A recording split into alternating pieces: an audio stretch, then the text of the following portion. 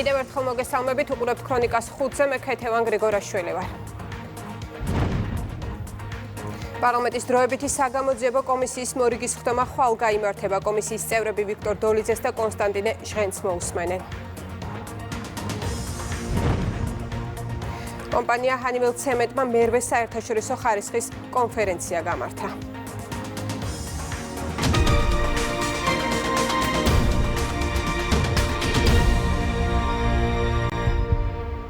პარლამენტის თავმჯდომარე წერს, რომ სოლიდარობის აქტის გამართლების მცდელობისას გერმანიის ელჩმა დაადასტურა, რომ მას ელენე ხოშტარიასთვის შიმშილობის შეწყვეტა არ ურჩევია და პარლამენტთან მხოლოდ ემპათიის გამოსახატავად მივიდა.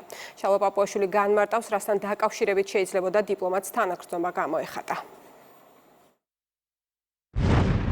გერმანიის ელჩმა მისი გუშინდელი სოლიდარობის აქტის გამართლების მცდელობისას დაადასტურა, რომ მას ელენე ხოშტარიასთვის შიმშილობის შეწყვეტა არ ურჩევია და მხოლოდ ემპათიის გამოსახატავად მივიდა. რასთან დაკავშირებით შეიძლებოდა ემპათია, ანუ თანაგრძნობა გამოეხატა ელჩს შიმშილობის როგორც პროტესტის ფორმის თუ ამ ფორმით დაყენებული მოთხოვნის მიმართ. თუ მას ფორმის მიმართ აქვს თანაგრძნობა, ანუ როდესაც ადამიანი საკუთარი თავის დაზიანების მუქარით სხვის იძულებას ცდილობს, ეს მორალური კატასტროფაა. განამორალურია მიხვიდე ადამიანთან, რომელსაც საფეთქელზე იარაღი აქვს მიბჯენილი და თანაგრძნობით შემოიფარგლო, სწორედ ეს არის ადამიანის სიცოცხლის ინსტრუმენტალიზება, ანუ მისი სიცოცხლის როგორც მიზნის მიღწევის საშუალება წარმოჩენა და არა თვითმიზნად, რაც გერმანიის კონსტიტუციის პირველივე მუხლით დაცული ადამიანის ღირსების შელახვაა. ხოლო თუ ელჩი შინაარს თანაუგრძნობს, ანუ ხოშტარიას მიზანს, ამ აქტით აიძულოს ოპოზიცია ბოიკოტი გამოუცხადოს თვითმმართველობის არჩევნებს, ეს დიპლომატიური კატასტროფაა. თუმცა მისი ბოლოდროინდელი პოლიტიკური აქტივობების გათვალისწინებით, ამაში არც არაფერია გასაკვირი.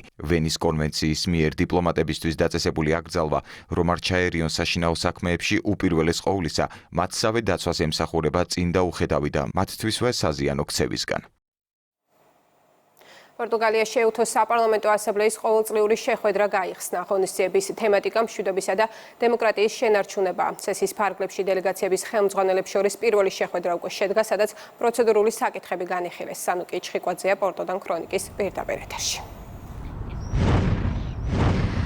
პირველ სესიაზე დელეგაციის თავმჯდომარებმა განიხილეს და აირჩიეს სხვადასხვა კომიტეტის ხელმძღვანელი პირები, ასევე განიხილეს პროცედურული საკითხები, როგორც იცით, ეუთოს საპარლამენტო ასამბლეის ყოველწლიური ღონისძიება პორტოში უკვე გაიხსნა, საკმაოდ დატვირთულია განრიგი, სხვადასხვა სესიები განიხილება, სესიები იქნება და განიხილავენ მსოფლიოში მშვიდობისა და დემოკრატიის შენარჩუნების გზებს, როგორც იცით, ღონისძიებას დაესწრება და ესწრება უკვე ქართული დელეგაცია, საქართველოს საპარლამენტო დელეგაცია, რომელიც თავის მხრივ საქართველოს გამოცდილებაზე ისაუბრებს და ისაუბრებს საკუთარ გამოწვევებზე, მათ შორის ოკუპირებულ ტერიტორიებზე და იქ არსებულ სიტუაციაზე.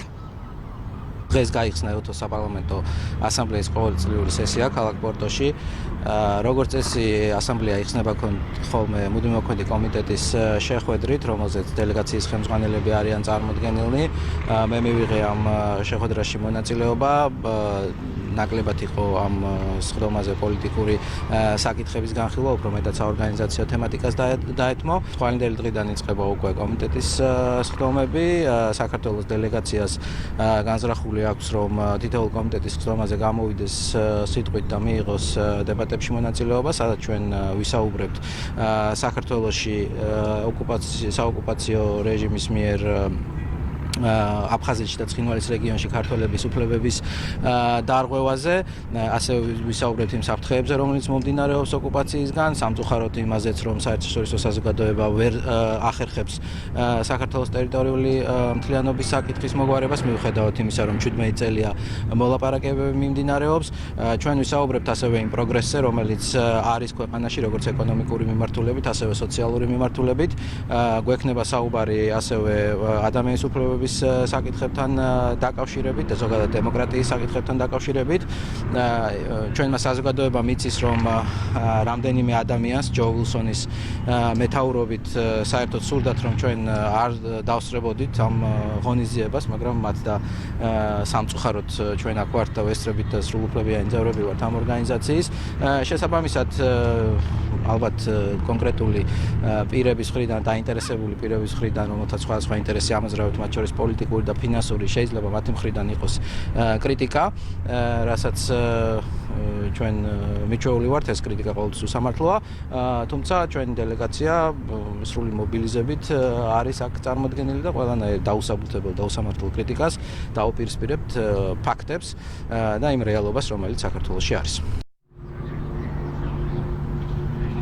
ევთოს საპარლამენტო ანსამბლეის ყოველწლიურ ღონისძიებას წელს პორტუგალია მასპინძლობს, როგორც გითხარით, ოფიციალური ნაწილი დღეს უკვე გაიხსნა და ის 5 დღის განმავლობაში გაგრძელდება. მადლობა პორტოდან პირდაპირ ეთერში ანუკი ჩხიკვაძე საუბრობდა. პარლამენტის დროებითი საგამოძიებო კომისიის მორიგის ხდომა ხვალ გაიმართება, სადაც განიხილავენ 2012-25 წლებში ზოგიერთი პოლიტიკოსის მიერ საქართველოს საგარეო პოლიტიკური ინტერესებისთვის ზიანის მიყენების საკითხს. კომისიის წევრები მოусმენენ ვიქტორ დოლიძეს და კონსტანტინე ჟღენს. საგამოძიებო კომისიის თითქმის 5-თვიანი მუშაობის შედეგებზე საუბრობენ მმართველი გუნდის წევრები. სამართლებრივ ჭრილში როგორ გადაითარგმნება ეს ჯერჯერობით უცნობია, მაგრამ შეფასება იმ პროცესებისა, რაც დღეს ჩვენ თვალწინ ვითარდება, ეს არის აუცილებელი. საჭიროა საზოგადოების მობილიზება სამართლიანი პროცესების გარშემო და სამართლიანი პროცესის ხედვა. რომელია სამართლიანი პროცესი? ის რომელსაც ხელმძღვანელობს დღეს ესა თუ ის პოლიტიკური სუბიექტი თუ ის რასაც დღევანდელი ხელისუფლება მიყვება. როცა უსამართლობის და ორმაგი სტანდარტის ეს მასა შევამჩნიეთ, უკვე დასკვნა უნდა გაკეთდეს. მთელი ამ ხნის განმავლობაში არ შენელებულა გააფთრებული შეტევა ჩვენი ქვეყნის მიმართ, მისი ხელისუფლების არა, ხალხის არჩევანის მიმართ, რასაც გვიას სტაბილურობის შენარჩუნება. საქართველოს სტუდენტურმა პარლამენტმა და მთავრობამ დასკვნითი კონფერენცია გამართა, ღონისძიება სემესტრულად განხორციელებული აქტივობების შეჯამებით და საგრანტო პროექტის ახალგაზრდა ლიდერების სახელმწიფო პროგრესისთვის წარადგინეს. კონფერენციაში მონაწილეობა სხვადასხვა უნივერსიტეტის 1000-მა სტუდენტმა მიიღო, ღონისძიებას პარლამენტის წევრებიც ესწრებოდნენ. პირველად ჩვენი ორგანიზაციის ისტორიაში სიჩინავას თავმჯდომარეობით წარჩინებული სკოლის მოიცენაკის საკრებულოს თავმჯდომარისა ბატონი საბაოდის ჩვენი ორგანიზაციის მთავარი მიზანი არის ახალგაზრდების განვითარება და მათი აქტიური ჩართულობა, როგორც ფორმალური, ისე არაფორმალური განათლების თვალსაზრისით, ასევე ჩვენ მიზანს წარმოადგენს ახალგაზრდა ლიდერების განვითარება და მათი ჩამოყალიბების პროცესში მნიშვნელოვანი წვლილი შეტანა. დღევანდელი დღე ამის ნათელი მაგალითია. ჩვენი მთავარი მიზანი არის, რომ ახალგაზრდებში დავინახოთ არაფორმალური განათლების კუთხით ბევრი მრავალი აქტივობა, რომელშიც ახალგაზრდები ჩაერთვებიან, მიიღებენ მონაწილეობას და გაიცნობენ ბევრ ახალ საიმედო კონტაქტს, წყაროს და ეს მათ დაეხმარება ცხოვრების განმავლობაში ძალიან დიდ გამოცდებას მისცემს. დღეს 29 ივნისი საქართველოს სტუდენტური პარლამენტისა და მთავრობისთვის მართლა ძალიან მნიშვნელოვანი დღეა, რადგან გვაქვს შემაჯამებელი კონფერენცია. მოვიწვიეთ ყველა ის საპატიო სტუმარი, რომელიც აქტიურად გვეხმარებოდა ტრენინგებს ატარებდა, ასევე ყველა მონაწილე ბავშვი, რომლებიც აქტიურად ერთვებოდნენ პარალელურად და იმედი გვაქვს შემდეგი სეზონიც ასევე ძალიან აქტიური გვექნება.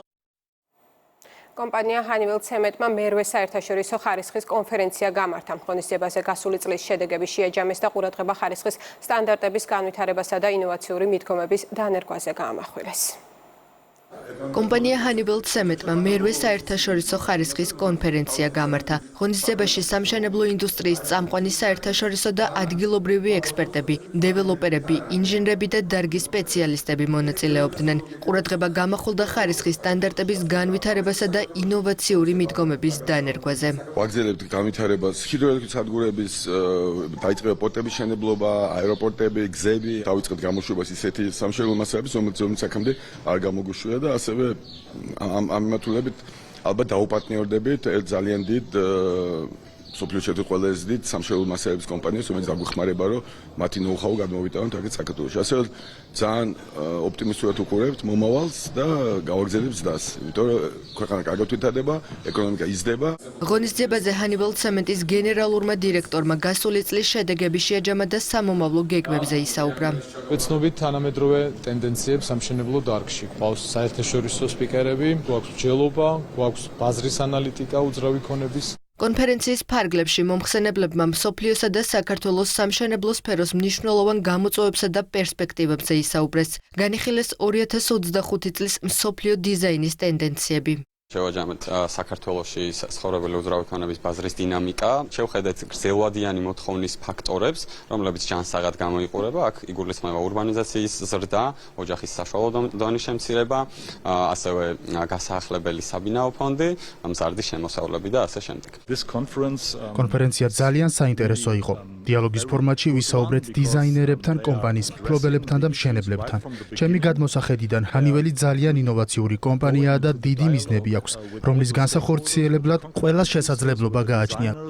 ღონისძიების მონაწილეებს სიტყვით მიმართა საქართველოს ეკონომიკისა და მდგრადი განვითარების მინისტრის მოადგილემ. გენადი არველაძემ სამშენებლო სექტორში ჰანიվել ცემენტის მნიშვნელოვანი როლი აღნიშნა.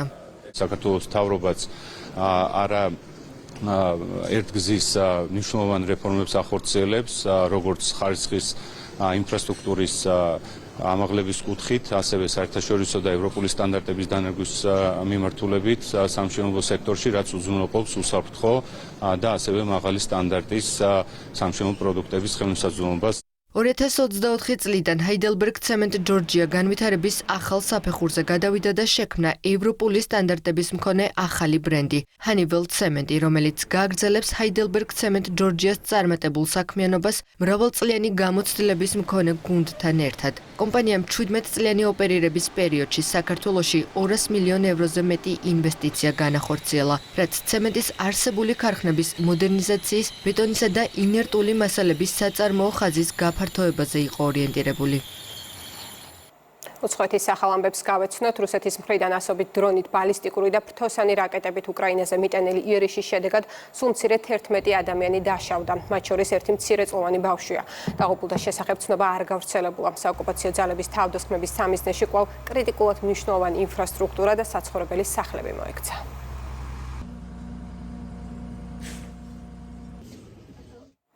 უკრაინაზე მიტანილი კომბინირებული იერიშების ფონზე პოლონეთმა სამხედრო ავიაცია საბრძოლო მზადყოფნაში მოიყვანა. ცნობას პოლონეთის შეიარაღებული ძალების ოპერატიული სარდლობა სოციალურ ქსელ X-ზე აქვეყნებს.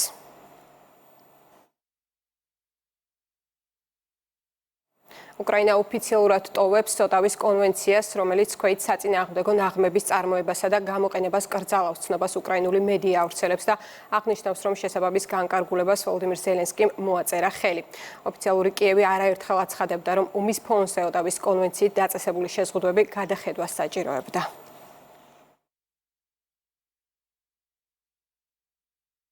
გერმანიის შინაგან საქმეთა მინისტრი მოულოდნელი ვიზიტით ისრაელს ეწვია. ჩინოსანმა ისრაელის მთავრობის მაღალ ჩინოსებთან შეხვედრები დაანონსა.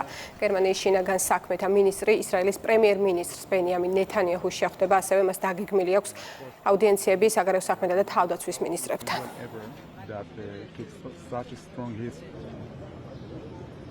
ახლო აღმოსავლეთში მიმდინარე ომმა შესაძლოა პროდუქტის ფასის მკვეთრი ზრდა გამოიწვიოს. ამის შესახებ გამოცემა Financial Times-ი სასუქის უმსხვილესი ექსპორტიორი ნორვეგიული კომპანიის გენერალურ დირექტორზე დაყრდნობით იუწყება და აცხადებს, რომ მიზეზი სასუქისა და ენერგომატარებლების გლობალური ჯაჭვის რღვევის რისკია.